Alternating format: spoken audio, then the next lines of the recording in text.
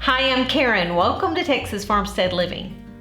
And welcome to week 3 of our Homestead Frugal Tips Masterclass.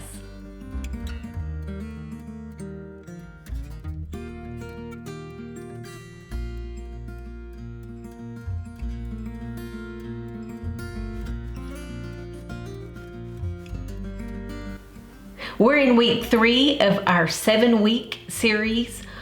So if you haven't watched week 1 and 2, go back and watch those. We are offering 5 tips each week. This week, the first tip is don't waste food. Did you know that over 30 to 40% of food in America is wasted? The Texas average cost per month per person is $286. So if someone wasted 30 to 40% of food in their household per person, that would be an enormous amount of money. So some ways, some little tips that might help you not do this is, I only buy a very limited amount of fresh produce, and you also can buy frozen foods, also help a lot, frozen vegetables. Another thing that we really share with people that share in our food is we tell them you do not have to eat, you do not have to try everything, but if you put it on your plate, would you please eat it, eat it. Take what you want, but eat all you take. Yes, exactly. And our children actually grew up this way, and so when they bring, a girlfriend or boyfriend over, they always are like, tell them, please don't waste my parents' food. Because they usually, like on lasagna, I usually make the meats from our cows. We might have grown the tomatoes, made the ricotta, made the mozzarella. So it might take everything. 2 days to do that. Okay, so the second tip. I have another little tip. I'm sure that most all of you are into raising your own chickens. That hatching your own chicks saves you quite a bit of money, and it's therapeutic, and it's kind of disease free. You don't get any extra diseases on your herd. A female chick nowadays costs $4 a piece, and that's if you buy 100 of them, or even more if you just buy a few. And that's the usual brands like Buff Orpington or Plymouth Rock or White Leghorn or something like that. And so I was always a chicken enthusiast from the time I was little, but that probably was caused by my mother, which she was setting hens back before I can remember in the 50s. And so I just grew up with that too. And we would go out at night and get a setting hen that was in the nest that was causing problems, and we'd set her in a dark room and put eggs under her, and 3 weeks later we'd have some baby chicks. And so I was very excited in doing that, so I started doing that from all along, and she'd go help me. And then when I got 6 or 8 years old, she said, well, you can go out there to the barn at night by yourself. And I was a little afraid of the dark, but anyway, I went.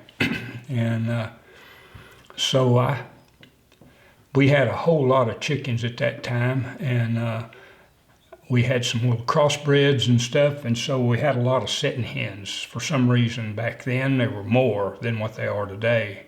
And I had 6 hens set at one time, and I put eggs under all of them on the same day. So I ended up having 60 chicks, and I gave them all to one hen.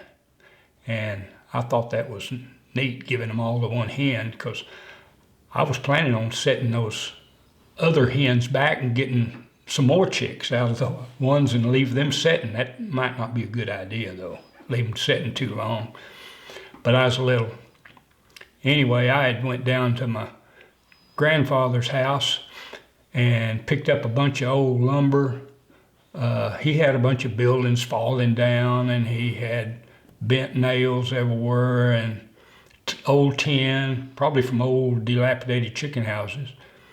And so I brought all that to the house. I built at 8 or 10 years old, I built a little 8x8 chicken house with a tin roof, and I think everything was refurbished. Bent nails, tin, old lumber, used a handsaw and a hammer, and that's all I had. Anyway, I put all those chicks under one hen in that brand new chicken pen. 2 days later, walked out one morning and they were all dead except 3. A skunk had dug underneath the cage and got them all. And that taught me, well, I needed to dig and put a barrier around those pens from then on, so skunk couldn't dig under, but that always leaves room for a snake or something. But anyway, you can save quite a bit of money by hatching your own chicks. So don't put all your eggs under one hen? Yeah, maybe not. Is the moral of that story? Maybe not. Okay, tip number 3 is keep the person climate controlled, not empty space.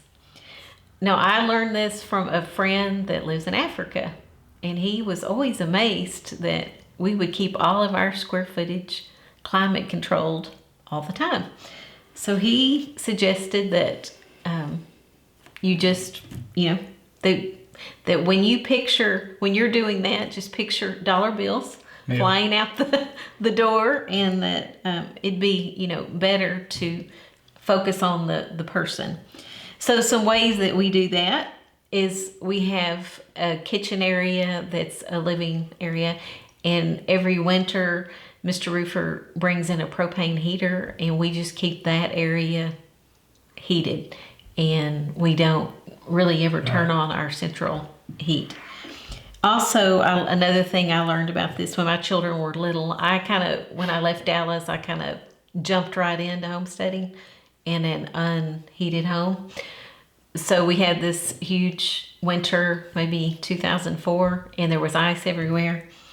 And this retired high-ranking military man heard about what was going on with me. So he came over and he said, it's a deep freeze in here. And he said, actually, when you keep your house a little cooler, where you're breathing cooler air, that they found that there was a lot less sickness and respiratory problems.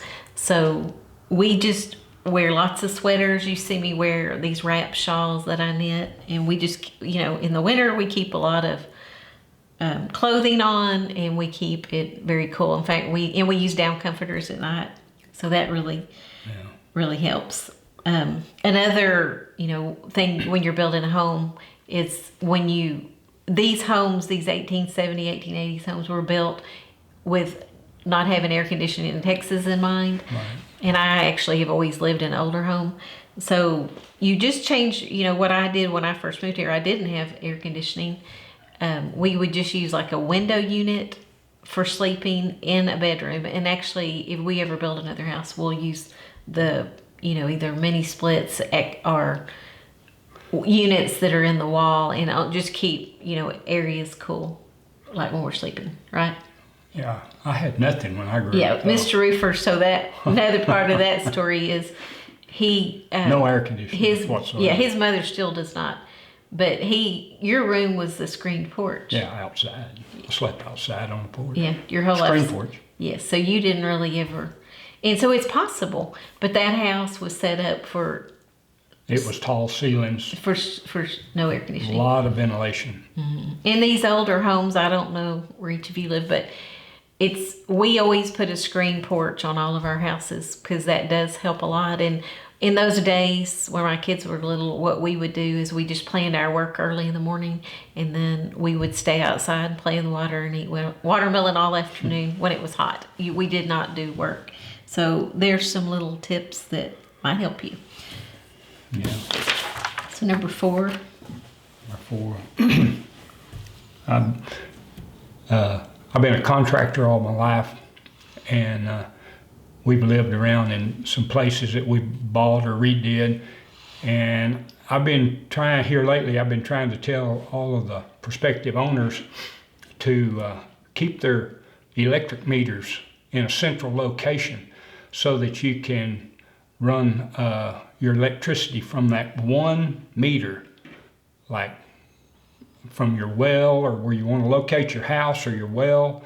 Try not to put your meter way far away on the opposite end of one or the other. Try to put it in the center where you can go both ways.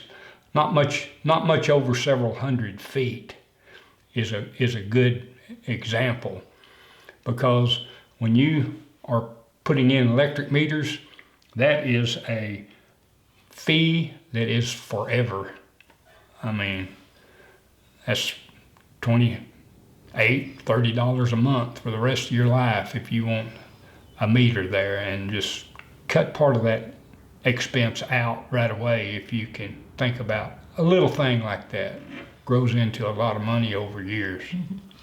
Good planning, and Mr. Roofer is a master electrician, so he has dealt with electricity a long time, and it does get quite expensive. So now we're at number 5, and Mr. Roofer doesn't know this, but it's really kind of about him.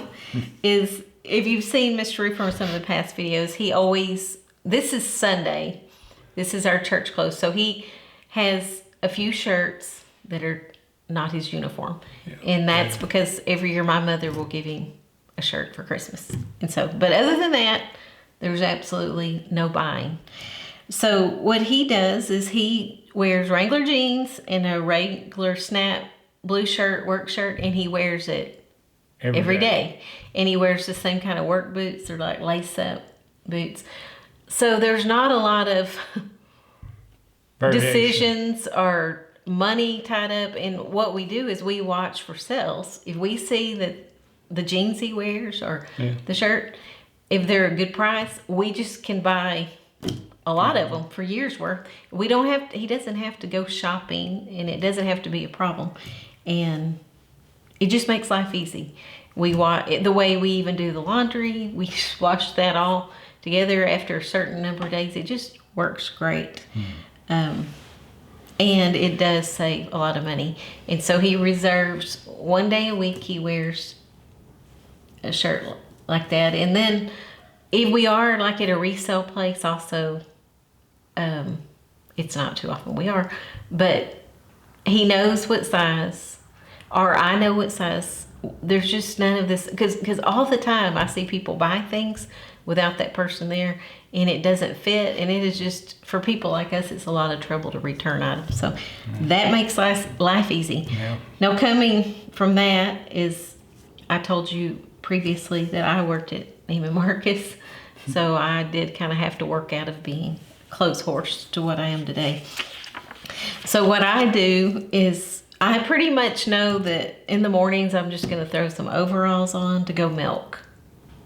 That makes life really easy. And then I know that when I see a white shirt, or like at a resale, or I pretty much just wear white blouses most of the time when I'm working, so that I can wash them and that they don't fade, and so that works out. So another thing a capsule wardrobe, let's call it, will do for you is it frees up decision-making brain space. When you get up in the morning, I used to just pore over what I was going to wear that day. It just makes everything cheaper, efficient, and I think it frees your brain up. Can only think about so many things. It just gives you that decision's made for you. And then, but I do enjoy, on Sundays. So it's not like it has to be all on church. I dress up, and then I go to church on Wednesdays, and I dress up. But most of the time, other than those two, I'm working, and so are you. Yeah. So anyway, so I hope these 5 tips helped you, and that you will find them useful as you plan for the coming year. And in a few weeks, I think at the end of week 7, I'm going to share with you how I actually, some of the strategies that I use financially when I was wanting to leave Dallas and move to a homestead. From our Texas Hill Country Farmstead to you, have a blessed day, and we will see you on the next video. Bye-bye. Bye-bye.